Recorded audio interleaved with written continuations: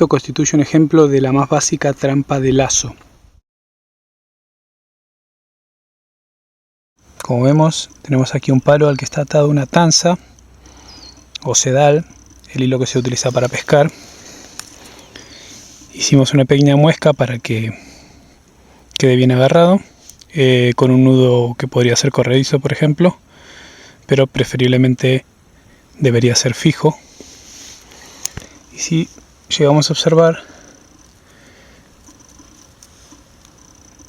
pongo la mano para que haya un poco de contraste, hay un lazo hecho con la tanza. Que no se vea es bueno, precisamente porque significa que está camuflado. Tradicionalmente este tipo de trampa se hace con alambre, pero la tanza es algo que preferimos nosotros porque es muy liviana y es bastante resistente. Bueno, esta es el lazo más básico. Usamos en este caso una ramita para mantener abierta la tanza. Un nudo corredizo, lo que significa que si un animal de pequeño tamaño pasa por abajo, quedaría atrapado a nivel del cuerpo del cuello por este lazo. Si es un animal más grande, quedaría atrapado por la pata.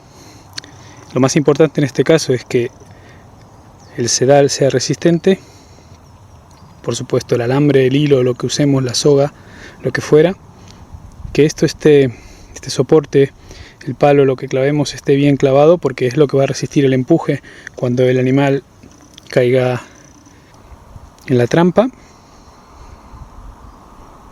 Que los nudos sean fuertes y resistentes, que tengamos una cierta marca para atar la tanza o lo que usemos, para que no se deslice en caso de que algún animal caiga en la trampa. Y después todas las medidas tendientes a camuflar la trampa del olor y a nivel de la vista. Con esto sería lo suficiente para tener una trampa básica montada. Entonces, si alguien se enganchara por ahí, como vemos, se cierra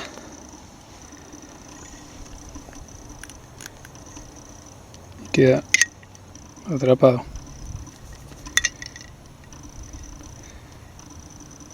Esta es la trampa más básica que existe con lazo. Al margen de la construcción que acabamos de explicar, hay ciertas normas que podemos seguir para tener más efectividad usando trampas de lazo simples como estas, que son la base para todas las trampas de lazo. Lo primero a tener en cuenta es más o menos la distancia del lazo del suelo, que para animales chicos como conejos o de tamaño similar tiene que ser aproximadamente 4 dedos de la parte de abajo del lazo. Como vemos, podemos usar ramitas para mantener el lazo abierto. Hay que tener en cuenta que los conejos, por ejemplo, se desplazan a saltos y cuando hay obstáculos, evidentemente lo van a saltar.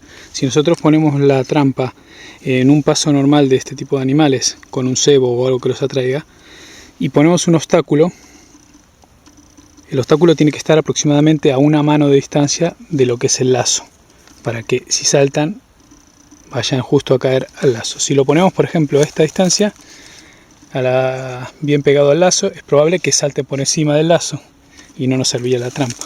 Después, la anchura del lazo aproximadamente tiene que ser de un puño, en el caso de animales chicos como acabamos de mencionar, y evidentemente el tamaño va a variar y vamos a hacerlo más grande con animales más grandes.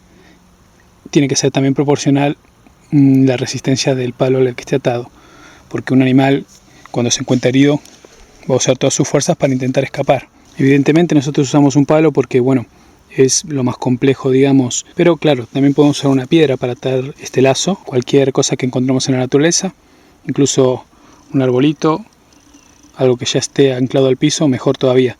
Además, eso va a hacer que la trampa esté mejor camuflada todavía que en el caso de utilizar algo que es mucho más evidente algo artificial, entre comillas, agregado al entorno, como es un palo clavado así y tallado en cierta forma. Así que cuantos más elementos del ambiente utilicemos, mejor camuflada va a estar nuestra trampa. Como dijimos, los elementos siempre tienen que ser sacados del entorno, no solo por una cuestión de camuflaje visual, sino por una cuestión de camuflaje olfativo. Si este palo, por ejemplo, no fuera de las plantas o sacado de los árboles que vemos aquí, fuera sacado de un bosque de otro tipo, el animal muy posiblemente lo va a detectar por el olor. De la misma forma va a detectar nuestro olor humano. Si podemos usar guantes o manipular la trampa lo menos posible, eso es lo ideal.